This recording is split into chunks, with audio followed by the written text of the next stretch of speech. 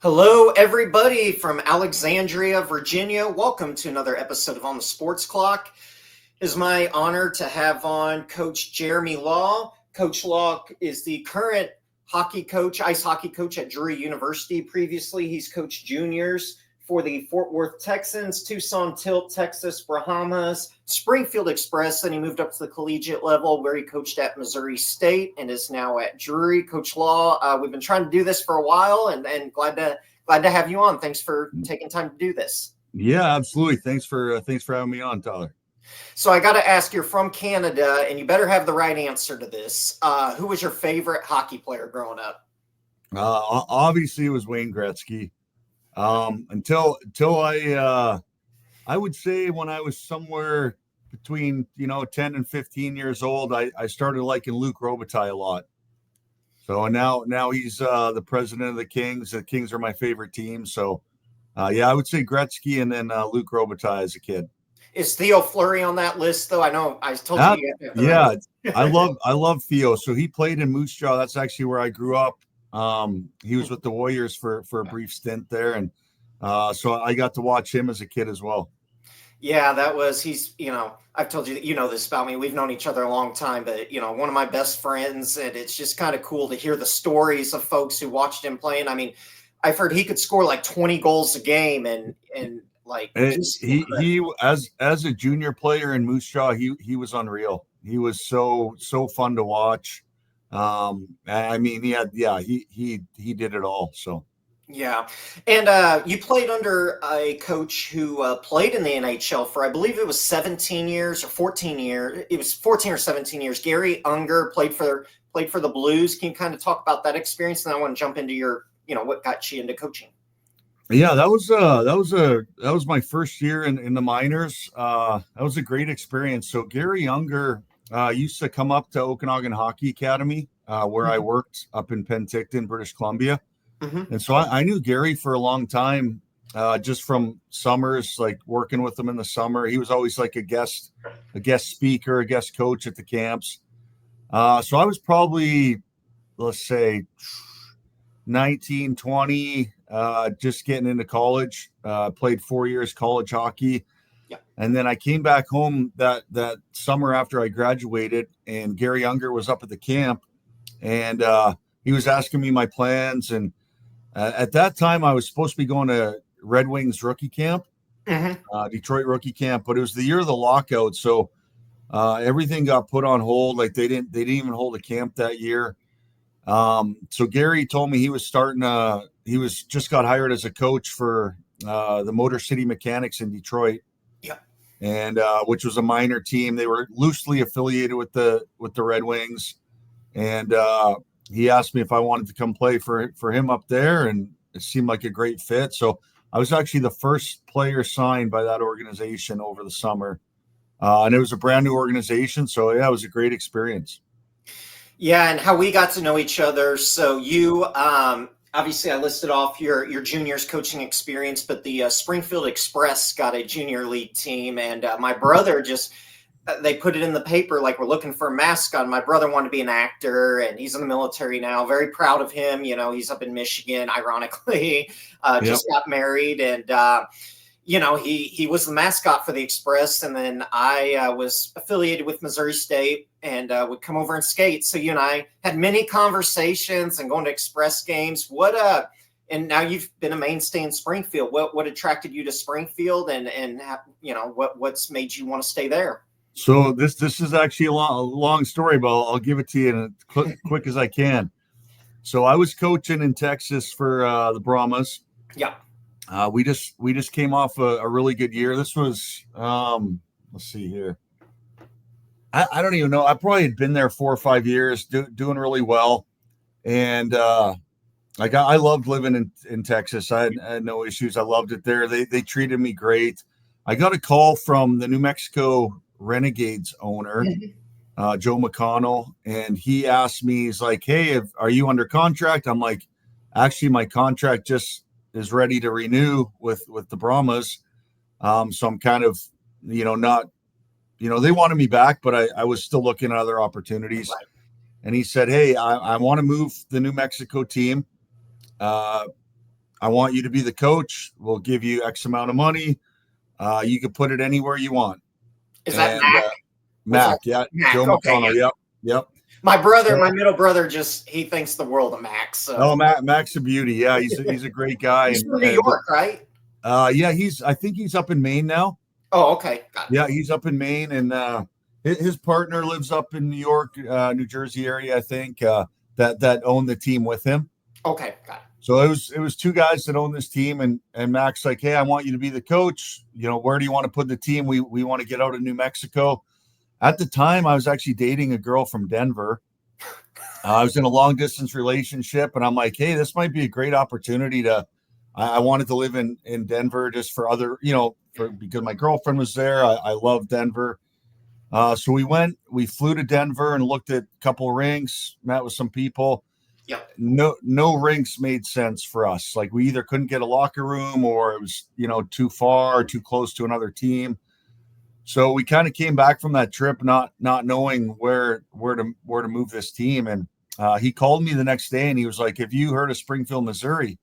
I'm like, nope, never heard of it. I've heard of, and I know there's like 50 Springfields in the country, but never been to Missouri. And I didn't realize it was only like a 6.5 hour drive from Dallas where I was living. Yep.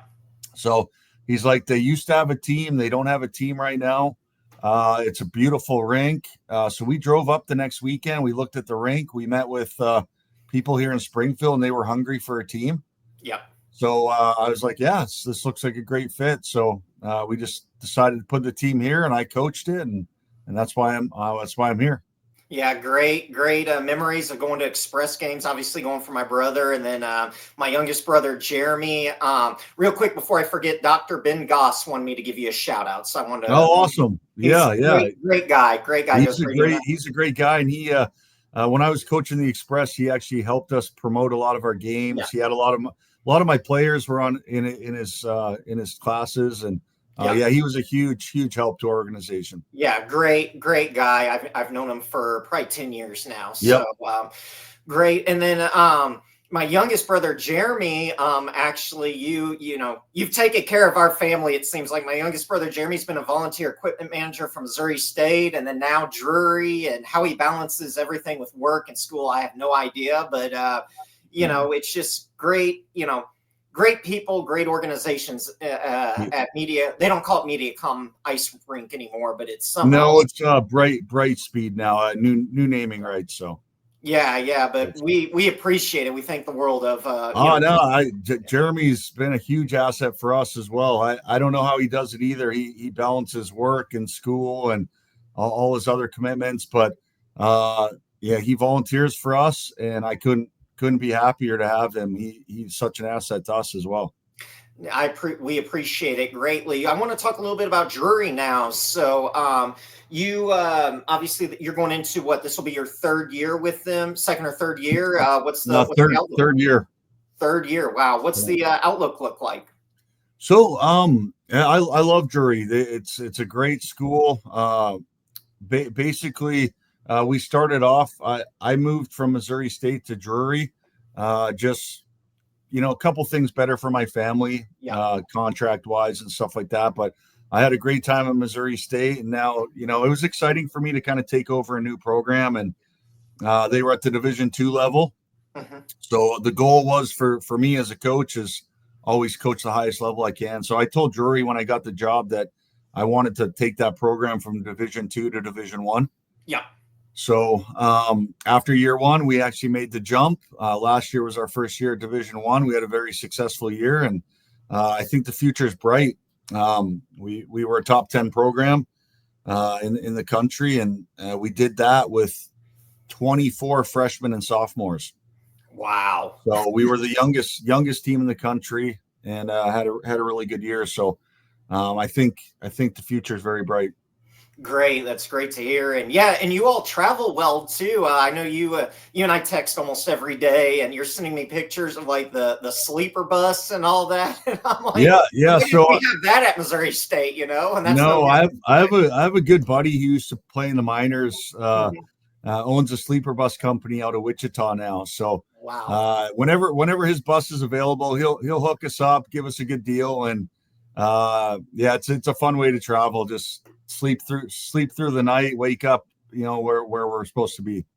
Yeah, and I want to talk about too. So juniors is interesting. And obviously, I've got to know Theo Fleury and Brent Sopel, both from Canada, and Yeah. play juniors. And I couldn't imagine being traded around. So can you kind of talk about that? I read an article in the News Leader one time where they try to, before trading a player, they try to make sure like their credits from the high school they're at are going to transfer and all that. Like, did you make a lot of trades with the Express? I can't remember. And how did that kind of factor into decisions? Like you're not only trading the player, but this is somebody under 18 that you're sending to a new city, new school. What's kind of the motive behind all that? Yeah. So wanted to make things junior hockey is a strange animal. So hockey's much different than baseball, football, basketball, where right after high school in those sports you typically go right into college, or if you're good enough, even into pro. So in hockey, it's a lot more common to finish high school and then play 2 to 4 years of junior hockey. So when you're 17, 18, 19 and 20, once you turn 21, you're not allowed to play juniors anymore. So that's kind of where I think that's the biggest, the most important spot in your hockey career is your junior career, because that's going to determine if you're going to go play pro, if you're going to go to college, if you're going to get a college scholarship, or if it's time just to hang them up and start the real world. So yeah, at that level, there are trades. I always carried older teams, so 19, 20-year-olds was kind of my goal. If you do have a player in high school, like I did a few times, I would pretty much commit to that player for the whole year, unless there was some off ice issues or something that but I wouldn't like to uproot a kid from school or anything like that. But with the 19, 20-year-olds, and I did trade a lot of players, it was mostly them agreeing that, okay, there's a better spot for me, I'm not getting ice time here. But there are some cutthroat coaches who, I mean, you might go to practice one day and they say, hey, sorry, you're going to Timbuktu tomorrow. So I think for me, trading players was more of a mutual thing. Like, hey, we're not going to utilize you on the ice anymore. Where would you like to go? Let me help you find a good home. Yeah, and I'm, obviously do a podcast with former Cubs GM Ed Lynch, and he said the same thing when he'd have to trade guys in the pros. He said he tried to make it where it was beneficial for that player. Like, hey, you're going to get more playing. You're going to be a starter rather than on the bench here. And, you don't try to win the deal, because if you win the deal, you ruin that relationship with the other team. So you're trying to make it beneficial for all parties involved is kind of the take I've gotten from everybody I've talked to. No, absolutely. And I think there's a handful of times where, I traded players for off ice issues or getting in, and then they show up to the rink and I say, hey, sorry, you're gone. You're done. You're done here. Like, but those were, circumstances where they would make me or the organization look bad. Yeah, for sure. Or you've got the situation talking about Canada with Graham James, trading players around. I'd love to fucking kick the shit out of that guy, but it's terrible. Well, hopefully he's got his fair share of punishment where he's been. So yeah, it's and from what I've heard, maybe you can tell me, being in Canada, hockey-wise, all the bullshit aside, hockey wise, apparently he did know his stuff, but just a piece of shit human being, Yeah, I've heard. I don't know that I was pretty young when all that was going on. I was a fan. I would go watch games he was coaching, so in the Western Hockey League. But yeah, I've heard he was a good coach, and I think that's what made things even tougher, because when you're respected as a coach, I think people turn a blind eye to maybe some other things that seem off, right? So yeah, everybody in Moose Jaw, not everybody, I shouldn't say that, but people in Moose Jaw, I feel, know what happened and why didn't they say anything? I don't want to go on a rant here, but it's just like, looking back, I think folks there would have done something different, but I don't want to speak for, but it just, like I said, that's my opinion on him. But moving on here, Edmonton. So I was looking this morning as I was researching. I didn't realize no Canadian team has won the Stanley Cup since 1993, and now Edmonton, they're tied with Florida. I know who you're rooting for, but can you publicly tell everybody who you're rooting for? Yeah, so I'm a diehard Kings fan. Okay, Yep. every year the Kings play the Oilers in the first round, so it's super frustrating. Those are my two favorite Yep. teams. I'm a Kings fan first, but if the Kings are eliminated, I'm rooting for the Oilers. Yep. So I'm definitely I was happy. Obviously, if the Kings were going to lose, at least Edmonton was the team to beat them. So I think I honestly think I truly feel it's Edmonton's year this year. Yep. That was a heartbreaker, double overtime yesterday, but yeah, I think they'll get a split in Florida, games 3 and 4, and then go back to Edmonton and win game 5, and then I think they're going to pull it off game 6 in Florida. That's my prediction. Yeah, well, that'd be, I'm 50-50 on, obviously, I'm a New York Rangers fan first, and then Calgary, and then probably Colorado just because of Theo. But yeah, I've heard Edmonton has one of the best arenas in the NHL. I haven't been there, but it is unreal. So I've been fortunate enough I've been to over half the NHL arenas. The atmosphere in Edmonton, especially at playoff time, it's unmatched.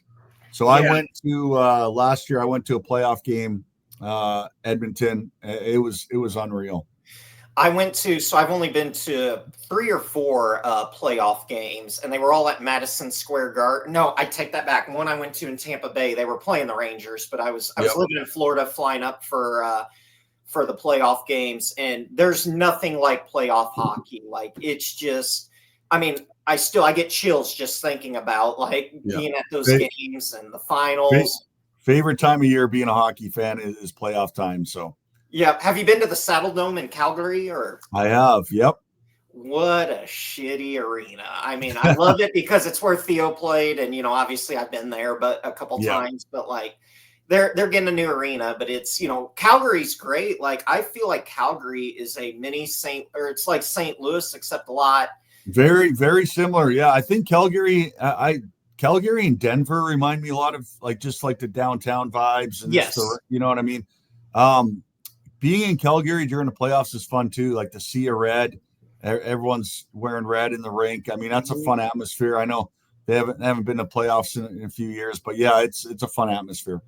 I'll be there when they put Theo's jersey in the rafters. That should have happened 15 years ago, but he should be in the Hall of Fame. But it's absolutely, it's we'll see what happens every year. I think they're going to vote here in a couple weeks. And last question, we can wrap up. Who do you think's getting in this year? Obviously, Henrik Lundqvist, I think, is or not Henrik.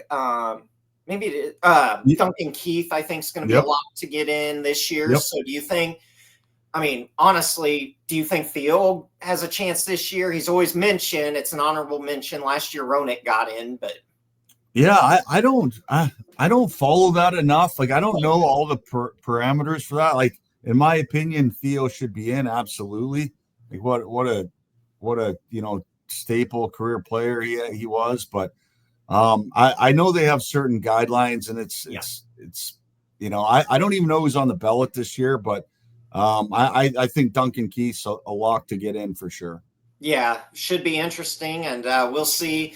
We'll see who gets that call from Lanny McDonald, saying you're in. Yep. So, Jeremy, Coach Law, it's been great catching up. Thank you so much for taking time to do this, and we'll do it again during the season. And tell Cliff Cook that I say hello, and I will. he's awesome too. So, real quick, wrapping up, can you just say a few words about him as well? I know he's been a tremendous asset for you. Yeah, he's been my assistant coach now, probably 10 years. We were together in Texas. And then he came out and helped me in Missouri State. Now we're going into year 3 together at Drury. I can't say enough good things about him as a person, as a coach.